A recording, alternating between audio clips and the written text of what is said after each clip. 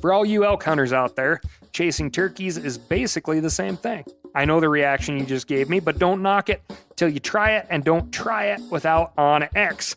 The Hunt app will not only help you find new areas on public ground, but I use it to find out landowner info to get permission on private ground that I see birds on as well. OnX Hunt has a special offer for you. Use code CAL to receive 20% off your membership at onxmaps.com/hunt and find more birds this spring. There's nothing like snook hook sets at dawn or catching a tarpon in the moonlight. Find your next fishing trip made easy on fishingbooker.com and experience the magic of the Sunshine State or any other destination on your fishing bucket list. Book a blue water adventure in search of sailfish or go snapper fishing with the kids. With over 6,000 captains and trips to choose from, planning your next one just got a whole lot easier. Download the Fishing Booker app on the Google Play or App Store, or visit them online at fishingbooker.com to book your trip today. Hey, I just sat down with the owners and operators of Maui Nui Venison. They're on a mission to balance axis deer populations on Maui while giving back to the community and run a totally sustainable operation. For folks like me who want to get your own meat but aren't always successful, you can become a snack subscriber, get some axis deer sticks sent right to your door. Visit MauiNuiVenison.com. That's MAUINUI venison.com and use promo code CAL for 20% off your first order. From MeatEater's World News Headquarters in Bozeman, Montana, this is Cal's Weekend Review presented by Steel. Steel products are available only at authorized dealers. For more, go to steeldealers.com. Now, here's your host, Ryan Cal Callahan. A Van Buren County man gets jail time, fines, and a lifetime loss of hunting privileges after poaching trophy bucks. Unethical hunting activity, which I would say is an understatement, has resulted in prison time, financial restitution, and the previously mentioned lifetime loss of hunting privileges in the state. Just 33 years old, Justin Ernst was successfully prosecuted for the illegal taking of 9 trophy whitetail bucks just last year. Now, to let you know what type of fellow this is, what cracked the case was Michigan State Police troopers were investigating Ernst's involvement in a domestic violence complaint. State police then contacted the Department of Natural Resources conservation officers, and they noticed several deer in a nearby barn where Ernst reportedly spent a significant amount of time.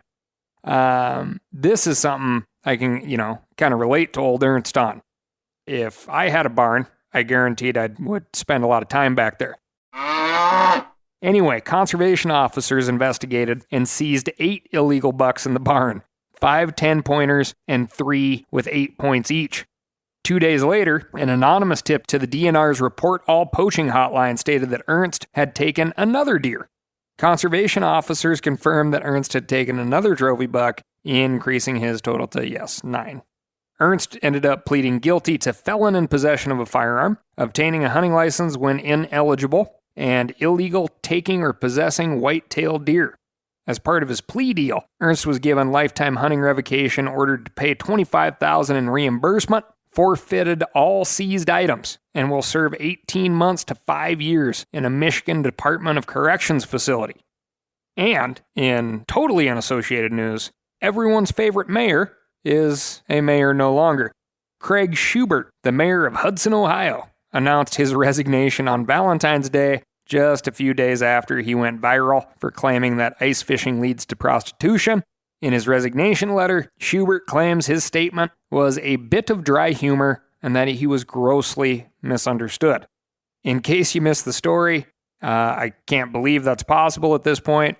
Schubert argued in a city council meeting that allowing ice fishing in a local park would lead to the erection of ice shanties. Ice shanties would then lead to prostitution. Schubert sounds pretty serious. He claims that it was his past experience as a news reporter that planted the idea in his head. which again doesn't sound like he's joking. Well, from the Week in Review crew, Jordan Sillers, Alex Tilney, and myself, Ryan Cal Callahan, we wish you the best of luck. But I recommend that you stay away from ice shanties and ice fishing regulations for the foreseeable future. This week, we've got the Bad Bill Roundup, Ted Kaczynski, and so much more. But first, I'm going to tell you about my week. And this is where we enter with Ted Kaczynski, the Unabomber. A buddy of mine poured a ton of time and energy and creative effort into a new film that is coming out shortly, should be out by the time you listen to this. It's called Ted K, filmed almost exclusively in Lincoln, Montana, and I got to watch it the other night at its official Montana premiere. If you are unaware of who Ted K is, well, watch the movie. One of the things I liked about it is it's very noticeably filmed in Montana. Many of the shots are in logging regrowth. It's familiar. It's, places that any folks like us just, hike to off the side of a old Forest Service road. And it's not the same old shot of going to the Sun Road or, the giant, beautiful landscapes. They did a really good job. And yeah, Montana still looks pretty. Ted K is the film, released by Neon. Check it out wherever you can. I only bring that up because this buddy of mine owes me a bunch of money, so need people to watch that movie. Kidding about that. While on the subject of films, Duck Lore, our latest release and first fully waterfowl-focused project produced by Meat Eater's own Sean Weaver, is live on our YouTube channel. Check it out. First episode does not have Snort. Just a disclaimer, but believe me, she makes an appearance. In other news, I ran a brand new steel chainsaw, knocked down some diseased fir trees, bucked them up, and if you're ever needing an Airbnb that is super awesome, so awesome in fact that I am watching bighorn sheep from the table at which I type and located just outside of Missoula, Montana, check out Blackfoot Base Camp. Search that out on Airbnb. I don't know how that works, but you may be able to. It's a sweet place. As a bonus, you'll know when you arrive and have a nice cozy fire to kind of relax yourself, around here. I cut your firewood. And I got to tell you, it was kind of a selfish act. Felt just good to go out and run the saw, tip some trees over, buck them up. I don't have a fireplace at home, so, I subbed myself out. All right, time to get down to brass tacks. Moving on to an almost all 50 states rapid fire roundup. Get your pencils or your recording devices. Whatever you kids do these days, just pay attention. I'm going to go in reverse alphabetical order just to add some variety to your life. Wyoming. You have a deluge of legislation coming your way. 36 bills altogether that should, raise the hair on your neck if you're a wildlife type of person. HB 0005 would update the state's wild horse and burro management plan. If you are paying any attention at all, New Mexico just passed an action to allow U.S. Fish and Wildlife Service to aerial gun wild cattle in the Gila Wilderness. Feral animals compete with livestock and wildlife for resources and can have a heavy impact on the landscape down to the soil itself. HB 0008 would allocate revenue from scratch-off lottery tickets toward outdoor recreation funding. If you're the type of person that likes to get those things and put them in people's stockings for Christmas, you're also helping wildlife if that passes. I'm not opposed to that. SF 0006 would update enforcement of invasive species statutes, and SF 0061 would remove the expiration date on certifications for grouse game bird farms, which is something I'll tell you should pay attention to. This program is what is keeping the biologically unsound idea that pen-raised sage grouse can somehow replace wild birds. There are no substitutions for wild birds, and for healthy, huntable, and sustainable wild bird populations, you need healthy habitat, not incubators. That's SF 0061. There are also some exciting developments to the state budget, with a possible $75 million proposed by Governor Gordon to go toward the Wyoming Wildlife and Natural Resource Trust, a program that funds a lot of good habitat work in the state when it is actually funded. So that's a good thing. and $10 million to be matched by the feds to fund wildlife crossings, which is great news for those of you who drive way too fast in the state of Wyoming. Educating yourself on all of these bills and advocating effectively for some and against others is a tall order, but don't fret. The Wyoming Wildlife Federation has organized Camo at the Capitol, an event taking place in Laramie on Thursday, February 24th. The event is open to everyone, and WWF will get you up to speed on the issues, train you in effective advocacy, and arrange for you to meet with legislators. If you can possibly make it, don't pass up this opportunity. Become a more effective advocate for hunting, fishing, and the outdoors. Go to wyomingwildlife.org to learn more. Sign up. Everybody is always asking, what can I do to get more involved in conservation? Check out all of these organizations, get a newsletter, read their stuff, and when they offer super cool, helpful things like this, go meet people. Get proactive. Moving on to Wisconsin. You cheeseheads. AB 667 would authorize a sandhill crane season and authorize funding for abatement of damages caused by sandhill cranes. The International Crane Foundation is concerned that the justification for this one is crop damage. And I would tend to agree. I don't think they're talking about cranes causing damage to, like, liquor stores or something. The Crane Foundation would like to point out that hunting will have zero effect on agricultural damage.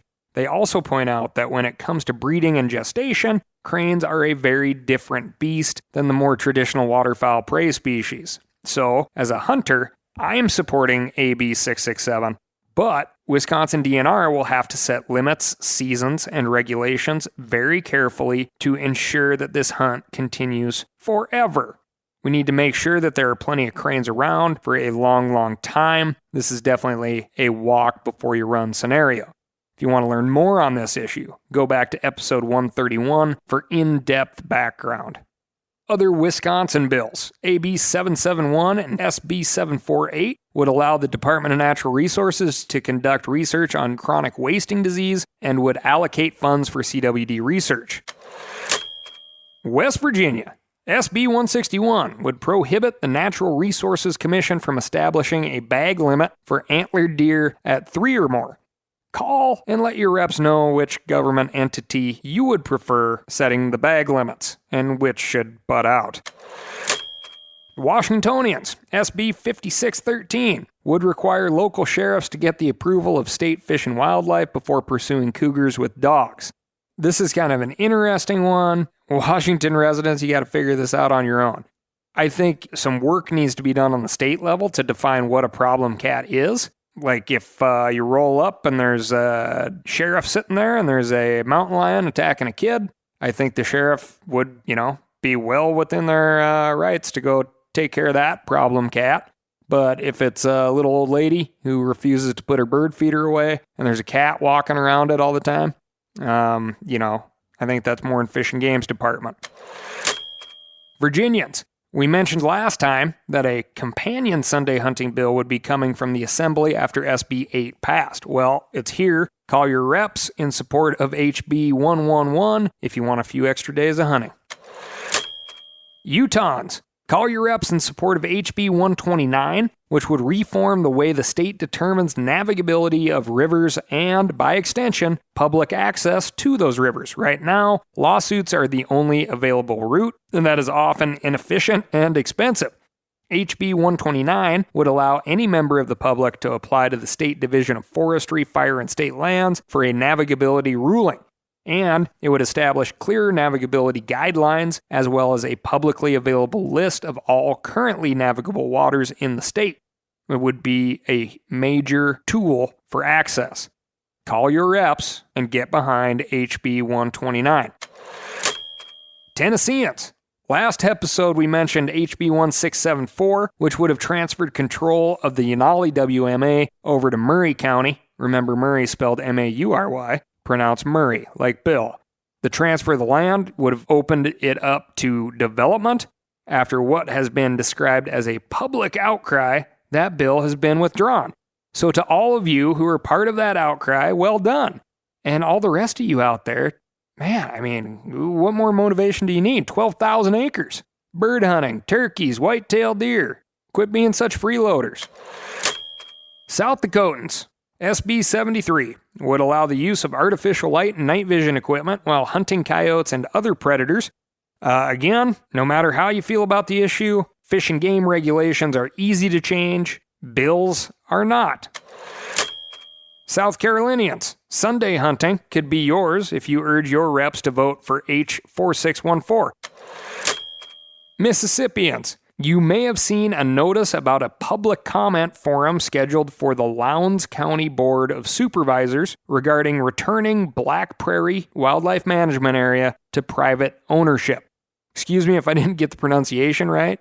Lowndes County. Lowndes is how I would say that. And when they say regarding returning Black Prairie WMA to private ownership, it means they're thinking about selling it. Black Prairie WMA is used annually by deer, turkey, and small game hunters as well as anglers. Furthermore, this WMA is important in protecting some of the last remnant native prairie ecosystem left in the whole darn state. I would love to see people rally behind this one. Please submit your comments by going to www.mdwfp.com/apps/contact us. If that's too complicated for you, say, "Hey Siri, call Missouri Department of Wildlife, Fish and Parks." Anyway, you'll get there. Pennsylvanians, HB 207 and SB 431 would shift all hunting license administration away from county treasurers over to the state game commission. This would make the system clearer and more efficient. Oklahomans, along very similar lines, SB 1709 and HB 4086 will move authority over hunting and angling licenses away from the legislature over to the state's Wildlife Conservation Commission. This will make the system a whole lot clearer and more efficient, and will allow any changes to be made by updated regulation instead of changes to state statute. North Carolina. The State Wildlife Resource Commission is proposing Wildlife Management Proposal H6, which would open a spring squirrel hunting season. That's a great thing, but for some reason the change would only open the season on private land. Maybe this is management. Maybe they just forgot about public land hunters, but I would find out more if you're in the Tar Heel State. For all you elk hunters out there, chasing turkeys is basically the same thing. I know the reaction you just gave me, but don't knock it till you try it, and don't try it without OnX. The Hunt app will not only help you find new areas on public ground, but I use it to find out landowner info to get permission on private ground that I see birds on as well. OnX Hunt has a special offer for you. Use code CAL to receive 20% off your membership at onxmaps.com/hunt and find more birds this spring. Now, a lot of you guys are familiar with the old hunting tradition of eating, some organ, the heart or a chunk of liver off the first animal you kill. I had that when I was a little kid, and it was a big deal. Organ meats were always prized by frontier people who knew the importance of getting a lot of different minerals and nutrients. And as often is the case, those guys were onto something, because organs are among the most nutrient-rich foods on the planet. And you can get the same benefits your ancestors craved via convenient daily capsules from Heart and Soil, made exclusively from regeneratively raised, grass-fed, and finished cattle. Heart and Soil's unique freeze-drying process means all those important nutrients are trapped in, ensuring you experience every one of the benefits of nature's superfood in a clean, convenient, taste-free capsule. Find out more at heartandsoil.co, and make sure to use code MeatEater for 10% off your purchase. That's heartandsoil.co. Use the code MeatEater. We've all seen plenty of gadgets and fads come and go, but here's one product that stood the test of time: Seafoam Motor Treatment. Lots of hunters and anglers know that Seafoam helps engines run better and last longer. It's really simple. When you pour it in your gas tank, Seafoam cleans harmful fuel deposits that cause engine problems. I'm talking common stuff like hard starts, rough engine performance, or lost fuel economy. Seafoam is an easy way to prevent or overcome these problems. Just pour a can in your gas tank and let it clean your fuel system. You probably know someone who has used a can of Seafoam to get their truck or boat going again. I guarantee you've listened to them because I use it, regularly. People everywhere rely on Seafoam to keep their trucks, boats, and small engines running the way they should the entire season.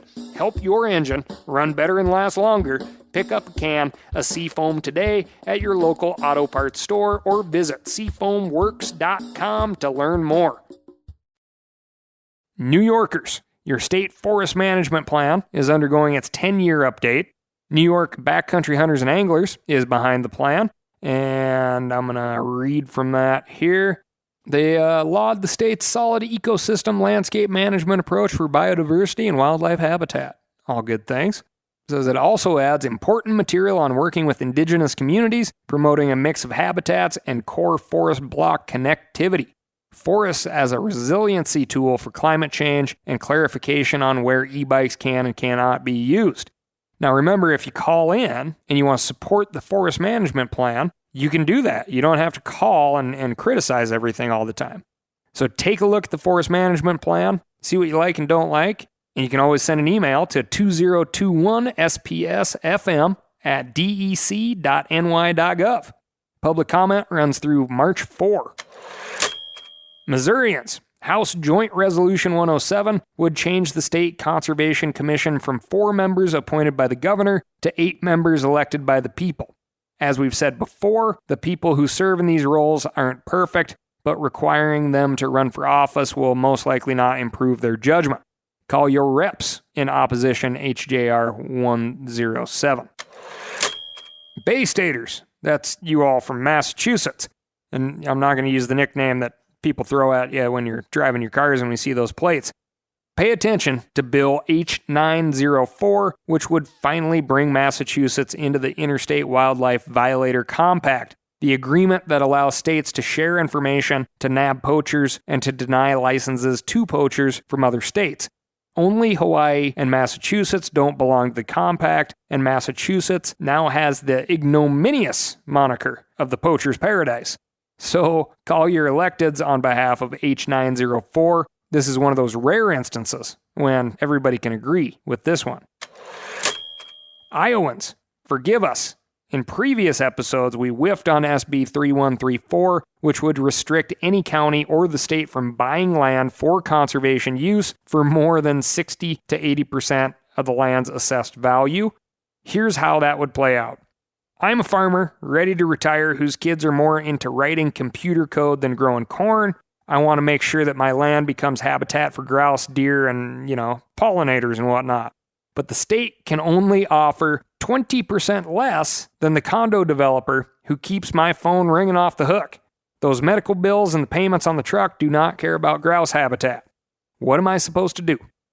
The official comment period on SB 3134 ended on February 10th. So we missed that window, but it is not too late to make your opinion known on this one. As of this recording, the bill hasn't yet been taken up by the Natural Resources and Environment Committee. The opposition to this bill has already been pretty darn loud, and if you add your voice against 3134, which literally just puts the state in a position where it cannot not only compete in a real estate deal, it won't even get looked at. Your reps are more likely to deal this bad bill a quick death knell if you call now and ask them politely to vote no on SB 3134. Nutmeggers, that's you Connecticut folk, take a look at HB 5054, which would issue bonds for the restoration of Alewife Cove on the border of Waterford and New London. That's interesting, because you can buy a bond to restore a cove. I've never done that. Alaskans, a proposed regulation change is coming your way that would authorize the trap, neuter, release program that keeps feral cats on the landscape and makes me repeat this joke every time. The cats aren't, breeding the songbirds to death. They're eating them. The comment period for amending Regulation 5 AAC Chapter 92 runs from March 4 through March 12, So call up the Department of Fish and Game to oppose the change. Go ahead and call now. If you didn't notice, that was Alaska, which is an A, and the end of our list. As a reminder, we got to pay attention to this stuff. It's that time of year. If you know of something going on in your state and you want to make it loud, please write in to ASKCAL, that's AskCal at themeateater.com, and let me know what's going on in your neck of the woods. It's important stuff. Moving on to the Wolf Desk. That's right, the Wolf Desk. It's a day that ends in Y, which means gray wolves are in the news. But this is an even bigger story than usual. On February 10, U.S. District Judge Jeffrey White restored federal protections to gray wolves across a large swath of the United States. His ruling came in response to a lawsuit brought by environmental and anti-hunting organizations and reversed the 2020 decision by the U.S. Fish and Wildlife Service to remove wolves from the endangered species list. The ruling returns to the federal government control of the wolf population in Wisconsin, Michigan, and Minnesota, while the population centered in Wyoming, Montana, and Idaho will remain under state control. None of the states in the Great Lakes region have held wolf hunts this year, but Judge White's ruling bans hunting in the Midwest for the foreseeable future. The judge argued that the U.S. Fish and Wildlife Service failed to consider threats to gray wolf populations outside of the Great Lakes and northern Rocky Mountain areas. The service, according to the judge, did not adequately explain why other potential wolf populations on the West Coast are unnecessary to the continued existence of the species. Gray wolves historically covered the entire North American continent, the judge pointed out, and yet the service failed to justify delisting the entire lower 48 population based solely on the strength of the packs in the Great Lakes and Northern Rockies. Interior Secretary Deb Haaland also chimed in. The secretary published an op-ed in USA Today in which she promised to consider reinstating federal protections to the gray wolf packs in the Northern Rockies. Secretary Haaland discussed the cultural importance of wolves to indigenous people groups, as well as the importance of limiting conflicts between wolves and ranchers. She said, the U.S. Fish and Wildlife Service is currently considering relisting the wolves, as well as instituting a 240-day emergency listing. These Rocky Mountain packs have been delisted since 2011. The most recent push to relist the gray wolf has been fueled by two hunting-related stories that made the jump to the mainstream news. Anti-hunting groups argue that both stories prove that states can't be trusted to manage the wolf populations within their borders. In February of last year, Wisconsin hunters exceeded by 82% the wolf quota set by state regulators. More recently, hunters in Wyoming, Montana, and Idaho have come under fire for killing over 20 so-called Yellowstone wolves. Which I gotta ask, do the wolves know they're Yellowstone wolves? Anyway, in Secretary Haaland's op-ed, she called on the governors of these states to reinstate limits on the number of wolves that could be taken along the park borders. While Montana recently decided to end its wolf hunt after 6 more wolves were killed, none of the governors in these states have agreed to reinstate the park border protections. Bottom line, this decision bans killing gray wolves in the Midwest, but allows it to continue in the Northern Rockies. It may also throw a wrench in Colorado's plan to reintroduce wolves. Judge White's jurisdiction covers Colorado, which just voted in a hotly contested ballot measure to reintroduce gray wolves in the state. Since the judge's decision moves wolves from state to federal control, it could halt those reintroduction efforts. Colorado Parks and Wildlife is discussing the issue right now with the U.S. Fish and Wildlife Service, but it's possible that intentional reintroduction never happens. Wolves will continue to wander into the state, as they are currently doing, and as the issue of bringing in outside wolves to Colorado, that it now has wolves, it's possible that the stakeholders get de-incentivized, right? It's like, yeah, the wolves are here, so why are we bringing in wolves again? If the wolves are coming into the state on their own, they're breeding and making puppies there, why should Coloradans spend time and money shipping in even more? To overturn Judge White's ruling, the U.S. Fish and Wildlife Service would have to appeal the decision to the Ninth Circuit Court of Appeals. The U.S. Fish and Wildlife Service has held firm in their stance that the existing wolf management plan is working as intended, though they're currently reviewing how wolves are managed in the lower 48. Right now, it's unclear how this ruling will affect that review, and they haven't said whether they plan to appeal. Moving on to the Foreign Affairs Desk. A group of Spanish hunters caused an international ruckus earlier this month when photos were released of 450 deer and boar that were killed as part of a cull on a high-fence hunting operation. Animal rights groups called the spectacle a, quote, orgy of blood and death. And the images don't look great. The dead animals are lined up on the ground, inside a fenced area with floodlights illuminating the bloody dirt. It's the kind of thing animal rights groups have a field day with, and if you don't know any better, you'd think these hunters shot the animals as they milled about in a tiny enclosure. As the helpless beasts were hemmed by fences, they had nowhere to go, as more than 70 hunters opened fire on them like a shooting gallery, reported the New York Post. Doesn't that sound compelling? The truth is, however, a little more complicated. The hunt occurred on an 8,000-acre high-fence private hunting estate located in the southern third of Spain.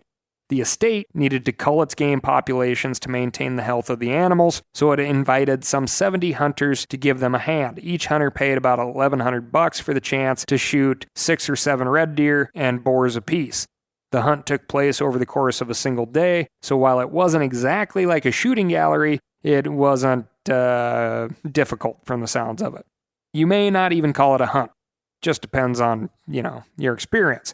The difference between wild game and livestock is a little blurry here, and I understand the initial reaction to so many dead animals in a single day. Still, the meat wasn't wasted. The animals were lined up on the ground to comply with health and safety regulations related to the sale of the meat. These hunts also aren't uncommon. The same hunting estate held a similar event in 2019, in which 76 hunters took home 413 animals. High-fence operations in other countries do the same. They have more animals than the landscape can support, or they're worried about disease. They open the cull to hunters who don't mind taking out some of the less impressive trophies with the meat. It's not really my cup of tea. It may not be yours, or it may be. I don't know. But if you eat meat, it's hard to argue against these high-fence culls and still polish off a cheeseburger that comes courtesy of your local slaughterhouse. Or, let me put it this way. You're driving down the road. A rancher hangs a sign on his fence that says free beef. You swing in, and instead of the rancher handing you a big steak, he hands you a rifle and says, go pick one. What would you do? I know what I would do, but I don't think I'd be calling it hunting. And last but not least, we do plenty of joking around here on the show, but we're going to end this episode on a bit of a somber note. 8 people returning from a duck hunting trip, including 4 teenagers, crashed into the Atlantic Ocean last week when the single-engine plane they were flying in went down off the coast of North Carolina. Search teams located the cabin of the aircraft 55 feet underwater, and divers have begun recovering the bodies of those on the plane. As of this recording, the Carteret County Sheriff has not said how many of the 8 people have been recovered, but all passengers are presumed dead. The group had been hunting ducks on Lake Matamuskeet in eastern North Carolina. Remember, write in askcal@themeateater.com. February 12, and were trying to make their way back to an airport near Beaufort, North Carolina. It's unclear at this time why the plane went down about 4 miles off the coast. Authorities have not indicated that the incident was weather-related, and they're attempting to recover any equipment that might tell them what happened. The group had been hunting on the property of Hunter Parks, a local East Carolina businessman. Parks' girlfriend, Stephanie Fulcher, had brought her son, Cole McInnes, and Cole's friends had joined them. Their names were Jake Taylor, Daley Shepard, and Noah Styron. The boys were all sophomores at East Carteret High School, and all were avid hunters. Fulcher, Parks, and the 4 boys were on the plane when it went down, along with the pilot, Teen Rawls, and his son, Jeffrey Rawls. Local businesses and high schools are holding events and donation drives to show their support, and the Core Sound Waterfowl Museum has established a fund to help the families affected. If you'd like to contribute, visit coresound.com/ways to give. You'll see a button to donate to the fund at the top of the page. All proceeds will go to help meet expenses and other family needs associated with this disaster. If you know anything about Eastern North Carolina, you know that duck hunting is like breathing over there. The high school held a camo day last week to honor the boys who died, and I've seen messages on social media from hunters around the state and around the country who did the same. And one large North Carolina duck hunting group on Facebook, the outpouring of support has been tremendous. Group members have posted pictures of the lost teens with poems, prayers, and calls for support. North Carolina Ducks Unlimited has called on its members to support the families affected, and they also asked everyone to wear camo last Thursday. This is a huge loss for the hunting community, and I want to send my thoughts and prayers to the families affected and the entire Down East community. Again, if you'd like to contribute, visit Coresound, CORESOUND.com/ways-to-give. Thank you so much for listening. We'll talk to you again next week. Be sure to keep me posted by writing into ASKCAL. That's askcal@themeateater.com on what's going on in your neck of the woods. I want to hear it. Not only that, I want to tell everybody else about it. And, just like I did today, you probably need a nice, spanking, spickety new, powerful steel chainsaw. Go get one by visiting www.steeldealers.com. You'll find a local, knowledgeable steel dealer next to you who will tell you what you need and not try to send you home with something that you don't.